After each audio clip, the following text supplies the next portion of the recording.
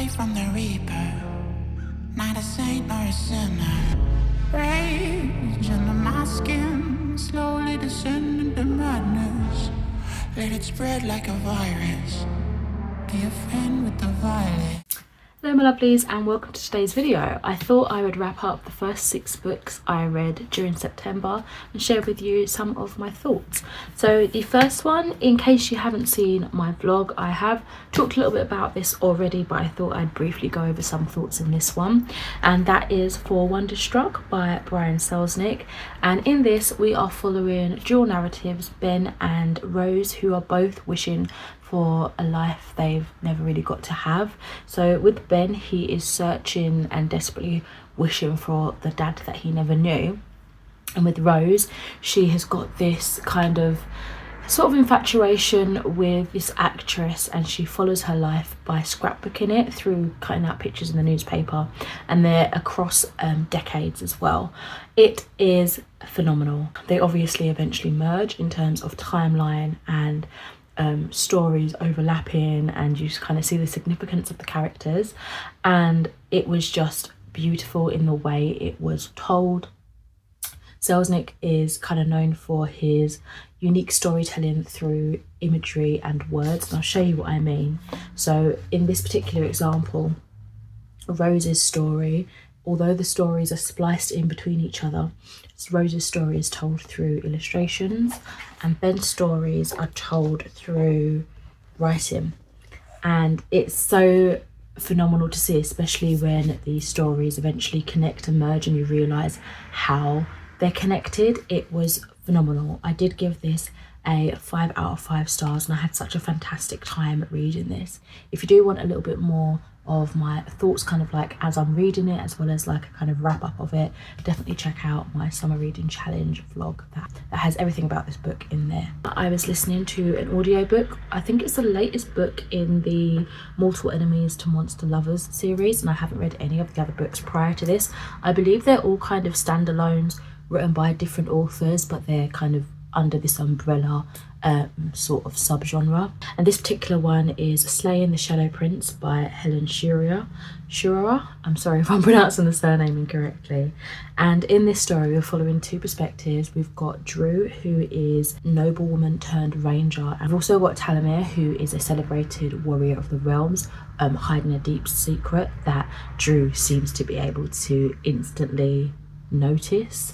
And this is set during a really conflicted time during the kingdom, the realms. It's basically on the brink of destruction. Evil forces are snatching innocence and basically committing sins that are worse than death. And of course, only the 2 of them can kind of try and put a stop to this. So we've got the monsters and the monster hunter aspect combining together, and I really enjoyed this one. It was super steamy in the best way possible, and I had such a blast reading it. I ended up giving it a 4.5 out of 5 stars, and I just found it to be such an addictive read. And although I definitely went in knowing it was going to be super smutty and that's what I wanted from this, I wasn't expecting there to be such a decent level of plot development, political intrigue, exploration of these magical characters and creatures, and just for a more developed storyline. I just really wasn't expecting that necessarily, because a lot of the time I kind of worry that when you're going into like a particularly romantasy genre, it's mainly just romance, right? And you've got the fantasy elements as a very, very kind of backseat subplot. But this very much kind of drew on those elements that I love as a fantasy reader and kind of elevated that whole experience for me. And yeah, I'm just really chuffed that the balance between the romance and the fantasy elements and the actual crafting of the story outside of the romance was super well done, even though I would still say those are secondary characteristics for the story. It was just fantastic, really. Quite taken by our 2 main characters, Drew and Talamir, as individuals as well as kind of as a team. So to see the connection between them grow and kind of the bantering between them going back and forth, that connection just felt so much more solid, because I really kind of got on with both of them separately and together. So it was nice to kind of see that flesh out. I would definitely go back and check out the other books from the Mortal Enemies to Monstrous Lovers series, because if they're all at this kind of standard, then I think I'd enjoy the rest of them too. And I don't know if they do end up having like a crossover of characters or anything at all, or if they are very, very standalone, just sharing the kind of subgenre. But yeah, definitely recommend it if you're into that sort of stuff. So after wrapping up Slaying the Shadow Prince, I ended up reading 3 digital books. These are all under the kind of umbrella series of a kid's book about. They then follow a topic. So the first one I read was a kid's book about feminism. I believe they're all authored by different people, but I think they're all edited by the same person. This particular book is authored by Emma McElroy, and I gave it a 3 out of 5 stars. I felt like this particular one was quite intense. At the same time, it was rather simple and to the point, and I found that it made quite great use out of font size and like type of font. Really highlight the importance of the movement and like kind of emphasize certain words and kind of get the point across.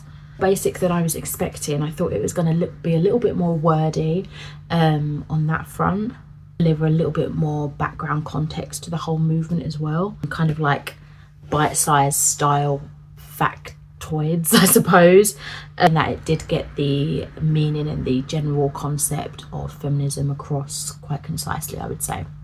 Keeping with those books, I read Billie Jean King's a kid's book about equality, and again I gave it a 3 out of 5 stars. I had my expectations kind of edited after the first book I read, so I went into this knowing sort of what to expect, I suppose. Again, it was very brief in its detail, but I think it was, you know, sound basic knowledge in a way that children could easily understand. There was nothing intimidating about the language. It didn't feel like there was any, you know, jargon or excessive terminology that didn't have any context to explain what it meant, so that's always good. I also really liked how the author drew on her experiences as a woman in a male-dominated sport. And lastly, for these 6 books for the A Kid's Book About series, the last one is Love by Ziggy Marley. And once again, I gave this one a 3 out of 5 stars. And same formula as the prior 2 that I'd read and literally had just spoken about, but it was very basic, yet very passionate in its delivery. It's very user-friendly, age-appropriate, essential way to open up dialogue with your children about life's important topics and, you know, to be safely vulnerable with each other. So I thought it was good. I listened to a Kate Atkinson book. I have read Transcription by her before and was surprised by how much I enjoyed it. I read that a good few years ago though. And so yeah, this is my first time in a while jumping back into her stories, and it was in fact with a selection of short stories, and this is Normal Rules Don't Apply. It was 11 interconnected short stories, which when I went into it, I didn't realise they were going to be interconnected, and I think I touched on that in my review. So yeah, I'm probably just going to give you my thoughts kind of as I was feeling them, and these are connected, and, you know, go on from there. As well, I think I probably should have read a little bit more about it, because it may have given me more of an understanding of what to expect.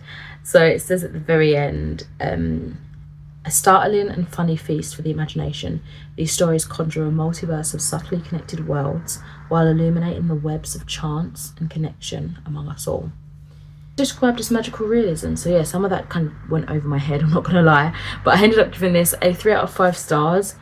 I really liked the first story before I realised that they were all interconnected, and at the time, again, I wished it was longer, but as I say, about like 90% through, which is like practically near the end, I realised, hold on a minute, they're all interconnected, so it was technically one long story in a way. I think had I had realised that a lot sooner, I would have picked up on a lot more of the intricacies that would have made, you know, some more sense, some clarity, maybe deepened by enjoyment potentially, but I can definitely see how this would be completely enjoyable. I just felt a bit too disconnected personally, but overall you can tell there is some solid storytelling there. Next up, A Storm of Sisters by Michelle Harrison. This was the book that I was talking about in my bonus summer reading challenge vlog. Fortunately, I didn't get to finish it in that particular video, but I have finished it since and I adored it. So that I gave it a 5 out of 5 stars. This is the 4th book In the A Pinch of Magic Adventures and Granny are called away in the deepest winter to look after cousin Clarissa, it doesn't take too long for adventure or trouble to find them. The town of Wilderness has plenty to explore with its frozen lake and winter market, as well as being haunted by a doomed highwayman and his secret love. But the legends are true, and seeing a ghostly figure one night, the girls realise that Granny is in terrible danger. As an icy storm rages, the race to save her begins. Can the sisters lay Wilderness's ghost to rest before another soul is claimed? As always, an absolute delight. I adore these books, and you know, this was no exception. I think one thing I really enjoyed about this was how perfectly it kind of encaptured this wintry tone and atmosphere, and how it really complemented the dark kind of haunting lilt of the Highwayman poem and the legend that, you know, that poem inspired and built upon within the context of the story. It just really explored that beautiful, like, deep midwinter mystery, and I don't know, the energy around it was just so well, you know, nourished. The twists and turns were so well layered and complex. Every time I felt that the plot was winding down, something else would happen, and I would just be like on the edge of my seat, kind of trying to figure out what would come next. We had some introductions to some amazing new characters, which I absolutely fell in love with. I thought they lended themselves to the story fantastically and really helped you know, encourage a rich development of the stories and the character growth of our original trio, as well as Granny. You know, I would love to see some of these characters pop back up again, but so far the formula of these books, you kind of just have them, as I said earlier, kind of like a self-contained story.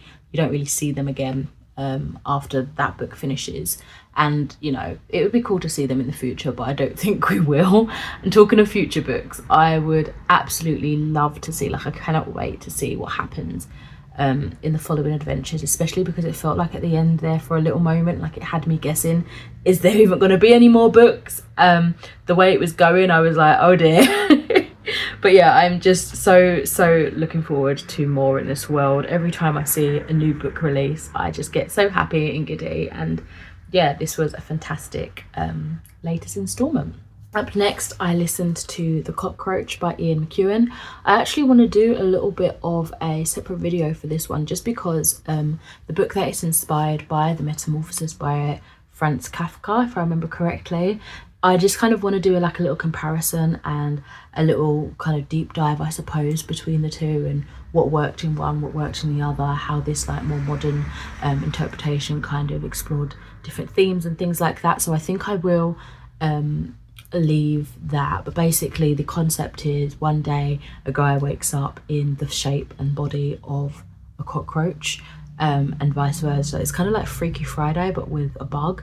So I'll leave it there for now, because I do feel like hopefully soon I will sit down and do a proper video about that in the near future. Fungus the Bogeyman by Raymond Briggs. This was a bit of fun. I remember watching the TV show back on CBBC when I was a kid, and for a long time I couldn't remember what it was, but it kept like popping up in the back of my mind, and then I'd like remember the name, and then just recently at work at the library I'd seen that there was a book, and I didn't know the book existed, let alone that it was written by the same author that did like The Snowman, Father Christmas, all of those good stuff. So yeah, I thought this was going to be a fun one. So basically, let's just read the back of this. It gives you the gist.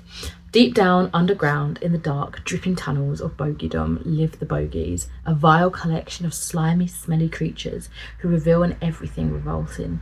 Fungus is a bogeyman, a particularly foul and fetid specimen.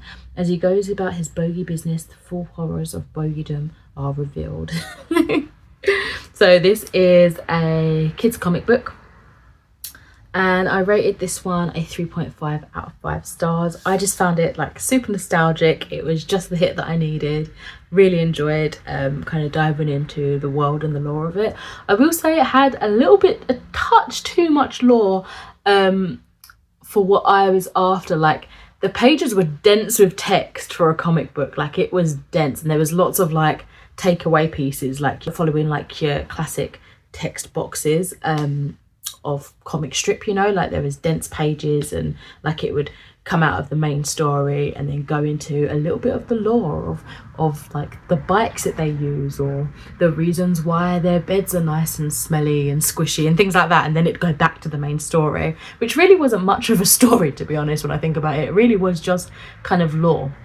I think I would have preferred like a more linear, just regular story, but for, you know, how lore goes, it was pretty well detailed, you know, this whole universe crafted. So I mean, I commend that, that's for sure. Lastly for today's video is another one that I'm gonna tap out of early because I want to do a separate video of. This is my reread of A Shade of Vampire by Bella Forrest. I read this back like 7 years ago. I think I was reading it for a review at one point, and yeah, I just wanted to see if it hit the same because I recently bought a stack of the books. I've been wanting to read them basically for the longest time, like go back and I say complete, but on my travels looking through like the books and the order and stuff, there's like, I swear it said 85 books plus, so I probably will never finish those, and I probably have no intention of ever finishing those, but the goal was to at least finish the line of stories with these main characters, which I believe are the first 7 books. So yeah, I just wanted to read this one again because it's really short, and I read the other book 7 years ago, so it made sense to just start again to carry on. But I will save my thoughts about how I found it now at my big age, if it hit the same, for another video where I do a little bit of comparison, like comparing my past review to my now review. So yeah, I will leave that here. That is it for today's video. Thank you ever so much for watching, and I shall catch you in another video soon. Bye.